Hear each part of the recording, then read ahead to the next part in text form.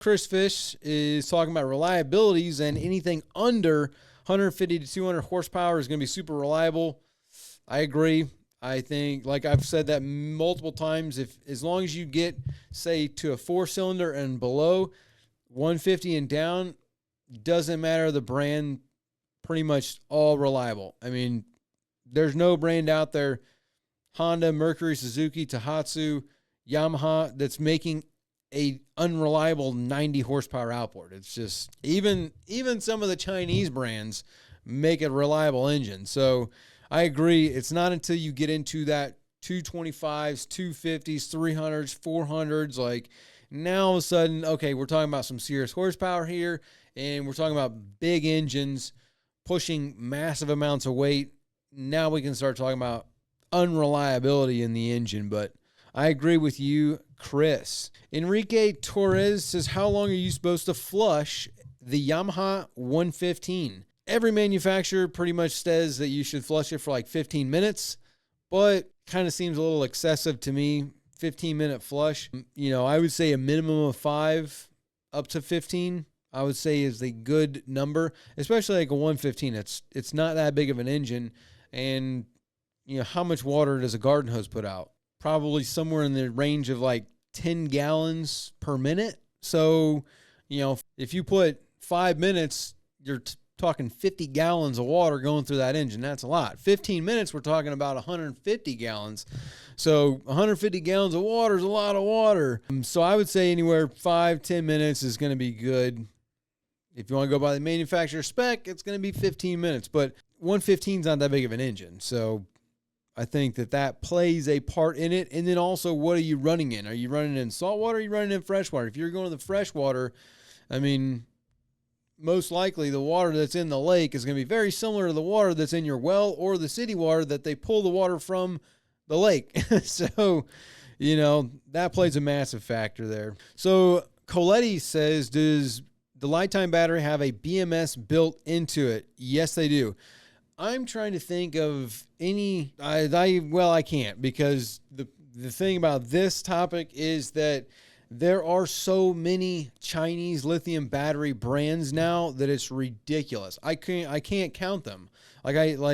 Literally, I could think of at least 10 off the top of my head of just miscellaneous Chinese battery brands. If you just Google it, there's going to be just hundreds of options for brands. So I can't say all of them, but when you stick with the top ones, if you're looking at an Epic, you're looking at a Lifetime, you're looking at, some of the more Battleborn, any of these, your normal, typical, that have been around for a few years, lithium battery companies making lithium batteries for boats, like Relion, stuff like that, they all have BMSs. None of them don't have a BMS.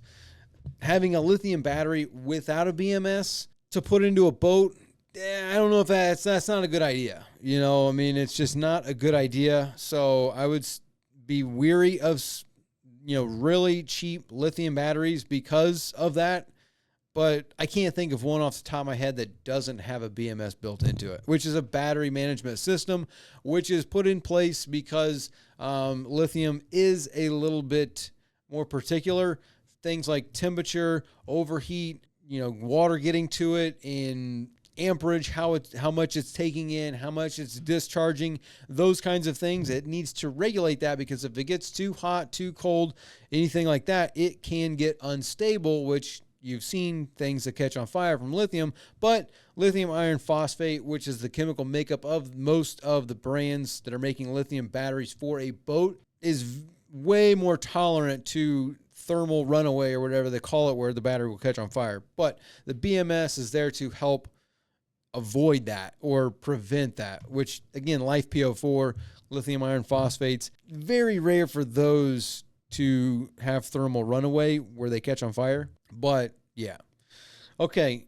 Oh, this looks like an interesting question, because I don't really know if I can decipher this. So Gasanorik says, I think there is a language barrier here, but he says, I have a triple engine, or a triple ERC, which is an electronic remote control. We're talking about a control box that goes to Mercury. Talking mainly on Mercury's new system, I think, is the video that it came from. But a triple engine ERC, which means it is a control box for 3 engines and 2 big block engines. So right there's a problem, because you should not have a triple engine ERC and 2 engines. 3 CCMs, 2 engines. Not good. So you got a problem right there. And serial gauges for each engine. I'm not sure what serial gauges are, but the question is, when trying to lift the gear out of the water, I'm trying to trim the engine up, the 3 trim gauges lift together. I only lifted one of the gauges, and when I open the right switch, all the gauges work and they all read 1 engine. What is the reason? The wiring harness is new and everything is new, not old. I mean, I'm not sure I have no idea what you have going on here, and I don't think anybody watching you understands what you're trying to get across, because right now you're saying you got 2 engines with a triple engine control box, and you've got trim gauges on 1 gauge. I'm guessing you say you have serial gauges, which is probably SC1000, which you have individual gauges for each engine, but do you have 2 engines or do you have 3 engines? I still don't understand that. When you trim the engines, you can sync them to where the 1 trim button should trim all the engines at the same time, and the individuals on the control box should trim individually the engines. You can sync your gauges to read off of 1 engine, or you can sync your gauges to read individually. So, like, if your trim gauges aren't working properly, it's a calibration issue, but something's not right in your entire setup here, because if you've really got a triple engine ERC and 2 engines, like, you got a problem there.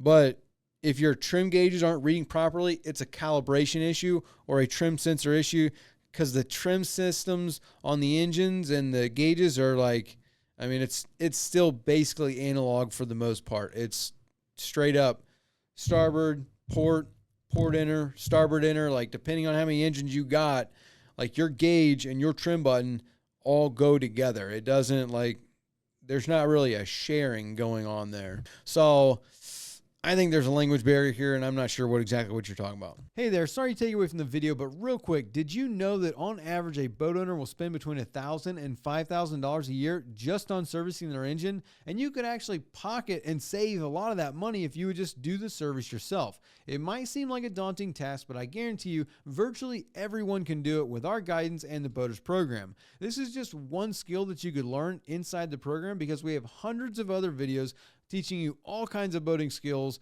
as well as a weekly live stream where we have questions and answers with me, as well as a chat feature where you can send videos and pictures, ask all kinds of questions, or look for some advice or some guidance on a project that you're doing on your boat. You can join the program by hitting the first link in the description, clicking join, or visiting bornagainboating.com. Now back to the video.